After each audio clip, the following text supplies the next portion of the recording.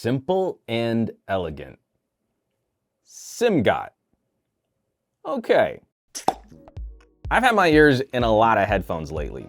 We're in a renaissance of fantastic audio options. It's critical to mention, though, that we should detach price from just tech specs on paper. The SIMGOT EN700 Pro represent that idea to a T. It's pretty easy these days to find some surprising bargains, earbuds with multiple drivers per ear, some great bang for buck options. It's easy to fall into the trap of being impressed by big numbers, and you might miss a gem because it doesn't look as impressive. Those earbuds have 5 drivers per ear. These only have 1 driver per ear and cost more. They must not be as worth it for the money. So let's address that right at the top. At $146, the EN700 Pro crossover between pro tuning and a colorful consumer sound, and package all of that in a gorgeous shell. I don't usually weight design very heavy, but like my recent Eco review, SIMGOT delivers a product that feels durable and looks classic. It's a modern aesthetic, metal grills that recall vintage ribbon microphones, all machined, no plastic. I weight audio quality higher,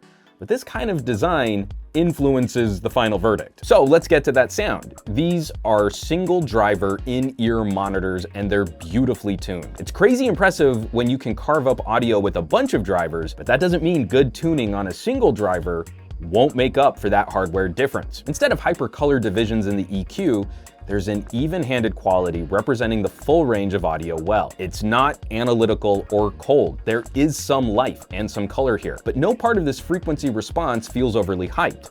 Bass and low mids are present and rich. It's a full sound, but also very comfortable. I wish the attack on lower frequency instruments could kick just a bit more aggressively, but it avoids an overly punchy impact sound. The mids are real pretty, where I feel there might be a slight lift around vocalists, and female singers benefit from a little bit more attention. This is very clear territory and often a hallmark of more professional monitoring kit, where you'd want that extra clarity around human voices. The highs are clear, they're not fatiguing, there's a little shimmer. Aggressively mixed tracks can get a little out of control listening at louder volumes. But on the whole, these are well balanced and a touch restrained. I prefer that conservative approach to keep the shimmer from becoming shrill. Mixing some of the top sparkle into more of a supporting role seems to help free up each driver to really dig into the mids and fulfill that bass. I honestly would have thought that these were dual driver on a blind taste test the way they play in the mids and the bass doesn't get muddy. And for in-ear buds, we get pretty decent stereo separation.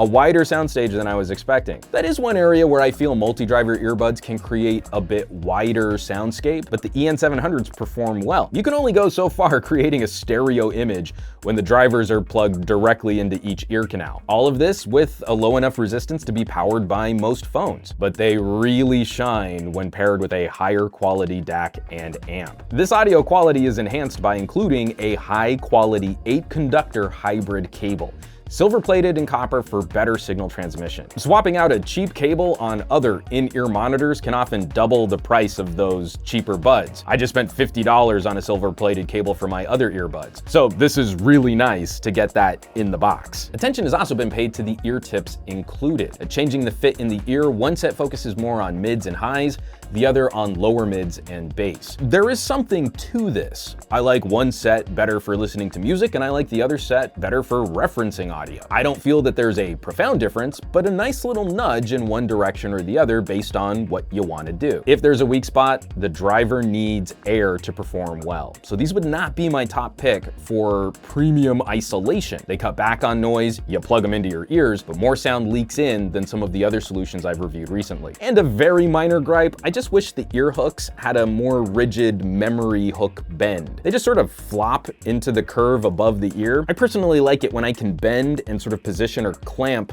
the earbuds to the side of my skull more directly. Otherwise, the fit was solid for medium to large ears. If your ear is smaller or shallow, the broad casing might not play well with your skull. All right, that's enough rambling from me. Let's wrap this up. SIMGOT, this is another really happy find. I'm consistently impressed with where we are right now. When I bought my first pair of in-ear monitors at the beginning of my recording career, I spent substantially more for a lot less than what we can get today. That is kind of tough actually, because there are a ton of really good options but also a better spread of solutions at various price points. Making a purchasing choice can introduce all kinds of decision fatigue, which is a very good problem to have. I wouldn't put these up against inexpensive multi-drivers as a direct comparison. This is a really fun fight between the aforementioned Ecos and my beloved Mi Audio M6 Pro. The M6 arriving as a more straightforward bargain, but the SIMGOT producing a nicer sound on the included ear tips. Even-handed performance